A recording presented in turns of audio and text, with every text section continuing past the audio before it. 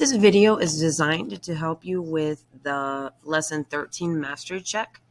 It is a parallel review practice, which means the questions are very similar, but they have different numbers and different words. Kind of like I told you that this should say bumper stickers should actually say bags of hot Cheetos, and the second week should be third week. So Mrs. Smith sells hot Cheetos at a concession stand. During the first week, she sold 200 bags. That's our original number. During the second week, she sold 25% more bags than the first week. And the third week, she sold 25% less bags. So we will be tempted to be like, go up 25%, down 25%. So it's going to be the same number, but it will not be. So first we want to find from week 1 to week 2 with the 25% more, so 25% increase. Remember, when you see increase or decrease or percent of change, you always write down original, new, and change. But in this question, the only thing they gave us was that the original was 200 bags of chips. But they also gave us a percent. So I know I can go ahead and start my percent proportion because they gave me 25% more. And then 200 is my original. So we're trying to find 25% of 200 bags of chips. When I cross multiply, we'll get 50. And I know that is the change.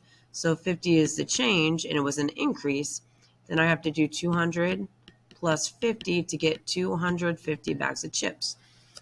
So week 2, she ended with 250 bags of chips. So now,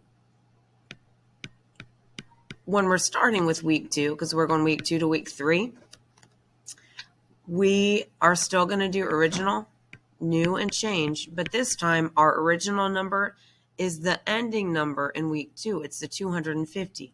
That is why we can't just add 25% and then take away 25%, because our originals are not the same. Every percent is really based on what the original number is. So everything else in our proportion is the same. 25% out of 100. Our original number is 250 now because it's week 2 to week 3. And then when I cross multiply, I will get 62.5. So that's my change is 62.5. But we can't have half a bag of chips, so that would be 63. So it was 25% less, so that's a 63 decrease. So now I do 250 minus 63 to get 187. So our ending, how many bags did she sell in the third week? It was 187 bags. So question 2, the table shows how much water each person drank in a day. 1 gallon is approximately 3.79 liters, and 1 liter is 1,000 milliliters. So we need to make all of these the same.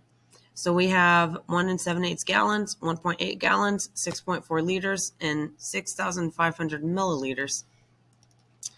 I'm going to turn them all into gallons just because there are 2 that are gallons, so I only have to make 2 conversions. And I want this to be a decimal because I can compare 1 and a decimal a lot better than I can compare 1 and 7/8. So I would do 7 divided by 8 and get 8.875. So this is 1.875 gallons. Now I need to convert Michelangelo's liters into gallons. So for Michelangelo, I know that they told me that it was 1 gallon is 3.79 liters. So I'm going to have gallons over liters for my proportion. So 1 gallon is 3.79 liters. And Michelangelo had 6.4 liters, so liters will go on the bottom. So I'll cross multiply that.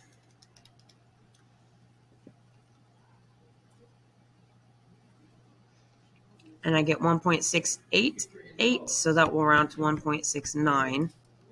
So Michelangelo had 1.69 gallons. So far, he has drunk the least of the 3. So now Leonardo has 6,500 milliliters. So the problem here is we have to turn milliliters into liters first and then turn liters into gallons.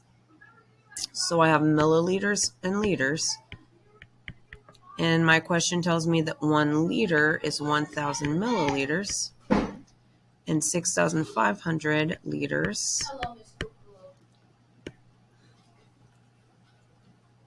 So then we put our variable in the last place and we cross multiply and we will get 6.5 liters. But now we still need to turn his liters into gallons. So I use the same rule I used before, gallons over liters, 1 over 3.79, because 1 gallon, they told me, is 3.79 liters. 6.5 liters, again, is in the denominator. So I cross multiply, and I get 1.715, which will round to 1.72. And that was Leonardo. So looking at all of them, I can tell that Raphael drank the most, because if I compare place values, Donatello would be 1.800, Raphael is 1.875. And question 3, the last one, is another conversion. I estimate my laptop weighs 1 2/3 pounds and 2 1/3 pounds. Which of the following weights could be my estimate? So all of these, I made another mistake. These should all say ounces. So I'm trying to figure out which of these would be in between these two weights. So I need to turn both of these pounds numbers into ounces. So I'm going to use the rule that they gave us, pounds over ounces. They tell me 1 pound is 16 ounces. And then I have 1 2/3 pounds, which I put in the numerator because we put pounds in the numerator. And I'll cross multiply and get 26.6 repeating. Now I do the same thing for 2 1/3 pound. So I still have 1 pound is 16 ounces. I will still put 2 1/3 in the numerator because we put pounds in the numerator. Now I cross multiply,